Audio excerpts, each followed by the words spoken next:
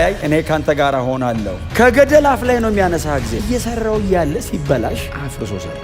እየሰራው ተበላሽ ችግር የለው አፈረሰው ከባድ። እኔ ሸክላ ሰሪው ሁሌ ይበላሽበታል እጄ ላይ አለ እጄ ውስጥ ሸክላው ፈቃድ የለው። ታዲያ እኔ በእናንተ ላይ እንዲህ መስራት አይቻለኝም እንዴ? እንደፈለግኩ አድርጌ ልሰራስ ለምን እንዴት ትሉኛላችሁ? ሲጨፈልቅ መርጦ አይጨፈልቅም፣ በሙሉ ነው የሚጨፈልቅ። ቻሌንጅ ግን በአንድ በኩል የእግዚአብሔርን አቅም በእናንተ ማሳያ ከተሰሩ በኋላ ነው ውበታቸው የመጣው። ቢያመንም የጊዜው ይሻላል።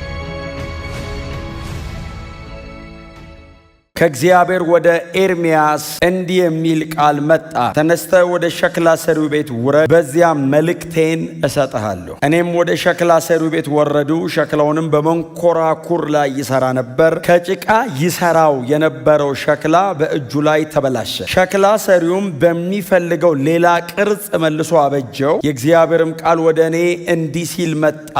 የእስራኤል ቤት ሆይ ሸክላ ሰሪው እንደሚሰራው እኔ በእናንተ ላይ መስራት አይቻለኝምን? ይላል እግዚአብሔር። የእስራኤል ቤቶች ጭቃው በሸክላ ሰሪው እጅ እንዳለ እናንተም እንዲሁ በእጄ ውስጥ ናችሁ። ገና ሲጠራው ትዝ ይላችኋል። እግዚአብሔር ጠራ። እግዚአብሔር ይናገር ዘንድ አልችልም፣ አፌ ኮልታፋ ነው፣ ያልተማርኩ ነኝ ማለት ነው። ባይዘ እንጂ ኮንስትራክቲቭ እንዲ አቀናብሬ ማውራት አልችልም አይነት አይደል። ይሄ ሁሉ ካህን ይሄ ሁሉ ምን ባለበት ዘመን እኔን ጠርተ አረ እንዳላሳፍረ ይለው። አይ እኔ ካንተ ጋር ሆናለሁ አለው አይደል። እና እግዚአብሔር አፌ እንዳሰሰ፣ እግዚአብሔር አፉ እንዳሰሰ፣ እግዚአብሔር ይመስገን። ጎበዝ ተናጋሪ ያረገው ሳይሆን የሚናገርበት አረገው እና ቃሉን በአፌ ላይ አኖር። ፕሮግራም አድርጌ አልናገርም እስኪለኝ ግዴታ ጠብቃለሁ። እኔ የእሱ አንደበቱ ነኝ ማለት ሁሌ እሱ እንዲናገር ጠባቂ ነኝ ነው። ስለዚህ የኤርምያስ ጆሮ እግዚአብሔር አፍ ጋር ነው። እግዚአብሔር ሲል ምንድን ነው ይል ይዋጓሃል አለውና አድን ዘንድ እኔ ካንተ ጋር ነኝና ድል አይነሱም ማለት። ንጉስ መጥቶ ይዋጋሃል። አተራረፍን አስበው። ከንጉስ ጋር ተዋግት መትረፍ አይበለው እኮ ከገደል አፍ ላይ ነው የሚያነሳ ጊዜ። ከንጉስ ብታመልጥ ህዝብ አለ። ከህዝብ አምልጠ ቤተ ክርስቲያን እንዳገባ ካህኑም ጠላት። ከዛ ምን አለው መሰላችሁ? እንደተመሸገ ከተማ እንደ ብረት አምድና እንደ ነሐስ ቅጥር አረጋለሁ። ብቻ እግዚአብሔር ከእናንተ ጋር ይሁን። ኤርምያስንም እግዚአብሔር መጣና ዛሬ መልእክት አለኛል። እሺ እግዚአብሔር ወይ ሰማሉ ሲል ተነሳ። ሸክላ ሰሪ ቤት ነው መልእክት። ለምን አለው? እዛ ነው መልእክት ያለኝ። እሺ አለ ኤርምያስ ተነሳ እና ወደ ሸክላ ሰሪ ቤት እና ሸክላ ሰሪው እንግዲህ አስቡት፣ ኤርምያስ ሲመጣ ቤቱ ታላቁ ነብይ ኤርምያስ ነው ባይዘው የሚሉት በጣም ትልቅ ሰው እግዚአብሔር ያከበረው ሰው ስለሆነ ሸክላ ሰሪው በመንኮራኩሩ ላይ ነው አይደል? ሸክላ ከጭቃ ከአፈር ይሰራል። እየሰራ እያለ ሸክላው በሸክላው ሰሪ እጅ ላይ ተበላሽ። ዲዛይኑ ሌላ ነው አይደል? ሸክላ ሰሪ ተበላሸ ማለት ያሰበው እሱን አይደለም። እየሰራው እያለ ሲበላሽ አፍርሶ ሰራው። እጄ ውስጥ ናችሁ ብሎ ያለው እሱ። አሁን እየሰራው ተበላሸ ችግር የለው አፈረሰው ከባድ አይደል? አሁን መልእክቱ ለሸክላው አይደለም ለህዝቡ ነው። ሸክላ ሰሪውም ከመንኮራኩሩ ላይ ጭቃውን አንስቶ እንደገና ጨፈለቀ፣ አቦካውና እንደሚወደው አድርጎ ሰራው። ኤርምያስ ቁጭ ብሎ ያየዋል የሚሰራው። እኔ ሸክላ ሰሪው ሁሌ ይበላሽበት አላውቅም። የዛን ቀን ለምልክት ተብሎ ተበላሽቶበት እንደሆነም አላውቅም። እግዚአብሔር ለኤርምያስ ቁጭ ብሎ ሸክላ ሰሪውን እያየው ድምፅ ነሰጥ። ኤርምያስ ሸክላ ሰሪ ቤት ቁጭ ብሎ እኮ ነው። አቤት እግዚአብሔር ሸክላው በሸክላ ሰሪው እጅ እንዳለ ህዝቤ በእኔ እጅ ውስጥ አለ። እጄ ላይ አለ፣ እጄ ውስጥ ናችሁ። ሸክላ ሰሪው እንደሚሰራው እኔ በእናንተ ላይ መስራት አይቻልም። ሸክላው ፈቃድ የለውም። ሸክላው ሸክላ ሰሪውን ለምን እንዲህ አረከኝ ብሎ አይጠይቀው። በውኑ ሸክላው ሰሪውን እንዲህ ለምን አረከኝ ብሎ ይጠይቀዋልን? ኤርምያስ እያየ እያለ ሸክላው ሲበላሽ ሰሪው ሲጨፈልቀው ሸክላው ለምን ጨፈለከኝ አይለው። ታዲያ እኔ በእናንተ ላይ እንዲህ መስራት አይቻለኝም እንዴ? እንደፈለግኩ አድርጌ ልሰራስ ለምን እንዴት ትሉኛላችሁ? እኔ እንደምፈልገው ካልሆናችሁ እተዋችኋለሁ አይደለም ያለው እግዚአብሔር። አፍርሼ ሰራችኋለሁ። ሸክላ ሰሪው የተበላሸውን ጭቃ ጥሎ ሌላ መጣ አይደለም ይለው፣ ራሱኑ አፍርሶ ሰራው። እጥላችኋለሁ አይደለም ያለው እግዚአብሔር። እና ሪስቶር እንደገና ቀይሬ ራሱኑ ጨፈላልቄ ያንኑ ሸክላ አስተካክዬ በምፈልገው አይነት ሞልድ እሰራዋለሁ። አይቻለኝም እኔ እግዚአብሔር ነው እየጠየቀ እኮ ነው። ከመጨፍለቁ በፊት አልችልም ወይ? የኔ እጅ ውስጥ ናችሁ እናንተ ሸክላው ናችሁ። አንደኛ ፈቃድ የላችሁም ነው። ቀጥሎ አቅም የላችሁም። እጄ ነው አቅም ያለ። ላለመበላሸት እምቢ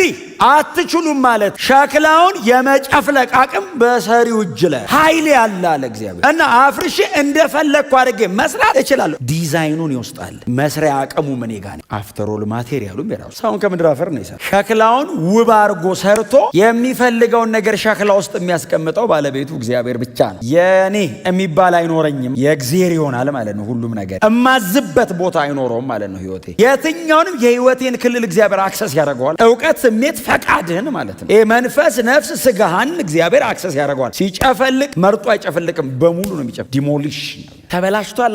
እስቲ እዛው እንዳለ አይደለም የሚለው ጭፍልቅ አድርጎ ከዜሮ ነው የሚጀምረው። ከመጀመሪያም እንዲህ አልነበረም ብሎ ነው የሚመጣው እግዚአብሔር። ጊዜ አይባክንበት እና ሸክላ ነን። አሜን። ውድ ያረገን ያደረብን ነው። በሸክላ ዕቃ ውስጥ የከበረን መዝገብ አኖረ። ዕቃው ሸክላ ነው፣ የተቀመጠበት መዝገብ ነው ክቡር። በሸክላ ዕቃ ውስጥ የከበረን መዝገብ አኖረ አለ ጳውሎስ። ምን አይነት እድል ነው አለ። ምን አይነት ክብር ነው! እንዴት አይነት ሹመት ነው! ጳውሎስ አንተ ምንድነው? ሸክላው ነኝ። ምንድነው ውስጥ ያለው? የከበረ መዝገብ። ማን ነው? እግዚአብሔር ነው ያኖረው። የከበረው መዝገብ እንዲወጣ ሸክላው በተወሰነ መንገድ ጊዜ እየጠበቀ መሸረፍ አለበት አይደል? መዝገብ ውስጡ አለ እየተባለ ነው የሚኖረው። መዝገቡ እንዲገኝ ሸክላው ይሰበራል። ስለዚህ ነው እንገፋለን እንጂ አንወድቅም ይላል። ለምን ይሰባብሩናል ነው ዙሪያችን ለመዝገቡ እንዲወጣ። በእኛ መገፋት የእሱ መልክ ይታያል። እኛ ሞቱን ተሸክመን እናንተ ሕይወቱን ተሸክማችሁ ትዞራላችሁ የሚለው እኮ ሸክላውን እየሰባበረ የከበረውን መዝገብ ለሰው ሁሉ ያድለዋል ነው። ቻሌንጅ በምንም አይነት መንገድ አያገኛችሁ። ቻሌንጅ ግን በአንድ በኩል የእግዚአብሔርን አቅም በእናንተ ማሳያ፣ የወደደውን በሕይወታችን ይስራ። በእውነት የምንፈልገውን አድርጎ እኛ ፈገግ ብለን እሱ ከሚያዝን ትንሽ ጊዜ ቢያመንም እሱ ከከበረበት ለዘላቂው ደስታ የሚሆነን እሱ ነው። እኛ የዘላለም አይደል ሕይወታችን፣ ነገ አይደለም የሚታየኝ፣ ከነገ ወዲያም አይደለም የሚታየኝ፣ ኢተርናል ነው፣ ዘላለማዊ ነው ይሄ ሕይወት። በዚህ መጽሐፍ ላይ የምናነባቸው በጣም ትልቅ የተባሉት ሰዎች በሙሉ የፈረሱበት ዘመን ነበር አይደል? አሁን ለምሳሌ የተደበቁበት ዘመን እግዚአብሔር እነሱን የሰራበት ዘመን ነው። የተገለጡበት ዘመን ስለተጻፈ እንጂ የተደበቁበት ዘመን እኮ በጣም ሲቃይ አይደለም? ሲያፈርሳቸው፣ ቻሌንጅ ሲያደርጋቸው፣ ሲሞግታቸው። አብርሃም 25 ዓመት አይደል የተሰቃየ? ዮሴፍ 13 ዓመት አይደል? እንደውም ከሞላና 14 ዓመት ነው የተሰቃየ። ኖህ 120 ዓመት እኮ ነው የተሰቃየ። እኛ መርከብ ሰርቶ ከጥፋት ውሃ ዳነ ብለን ያለቀውን ሰፊ ሽፋን ተሰጥቶ ስለተጻፈ ነው እንጂ እኮ 120 ዓመትስ ከመርከቡ ጋር አብሮ እሱ ሲሰራ። ጳውሎስ 14 ዓመት እኮ ነው የተሰራ። ድፍን 14 ዓመት እኮ ነው ሲያፈርሰው የኖረው። ያንን ፕራይዱን፣ ያንን እንትኑን፣ ይሄ ትቢቱን፣ የማይመለስ እልህኝነቱን እኮ ሲገነጣጠለው እኮ የኖረው እኮ 14 ዓመት። ብቅ ሲል ግን የ100 ዓመት ሰርቶ ነው ያለፈው ሰው። የፈረሱበት ቀላል አይደለም። ከተሰሩ በኋላ ነው ውበታቸው የመጣው። እንደ ተዘበራረቅን እድሜያችን ከሚያል ትንሽ ታግሰን የእርሱ ውበት በእኛ ታይቶ ብንጨርስ እሱ ነው ለእኛ ክብር። እንደ ክርስቲያን ደግሞ እንደሚወዳቸው ወንድማቸው ነው የምነግራቸው። እውነቴን ነው የምላችሁ። መፍረስ ካለበት በእጁ ያፍርስ። አሁን እግዚአብሔር ያለው ታግላችሁ አይደለም ያለው እኔ እጅ ላይ እና ፈቃደኛ ስትሆን አፈርሰዋል። ከዛስ እንደምፈልገው ዲዛይኑን ይወስድ ነው። እንዲህ አርገ ስራኝ አትበለኝ፣ እንደምፈልገው አርጌ ልስራ። እግዚአብሔር ደግሞ አይፈራንም። የሚያባብለን በጣም እንዳንጮህ እንጂ መስራቱ አይቀር፣ ግን ያባብለናል። ግድ የለህም የዘላለም ክብር አለ ይላል። እሺ ስል ነካ ያደርገዋል። በምድር ያለው ሲቃይ ብሎ ጻፈ ጳውሎስ ሲሉ በሰማይ ሊገለጥ ካለው ክብር፣ የመሬቱ ሲሉ አይ ሲቃይ፣ እዚያ አይ ሲቃይ ነው እውነቱ ሲቃይ። በሰማይ ሊገለጥ ካለው ክብር ጋር ግን ሳነጻጽረው ሸክላ ሰሪው ሸክላውን እንደሚሰራው እግዚአብሔር በእኛ ሕይወት ላይ የወደደውን ይስራ። በዚህ የሸክላ ዕቃ ውስጥ የተቀመጠ በጣም የከበረ መዝገብ አለ። ይህንን መዝገብ አያሌ ሕዝብ ሊያየው፣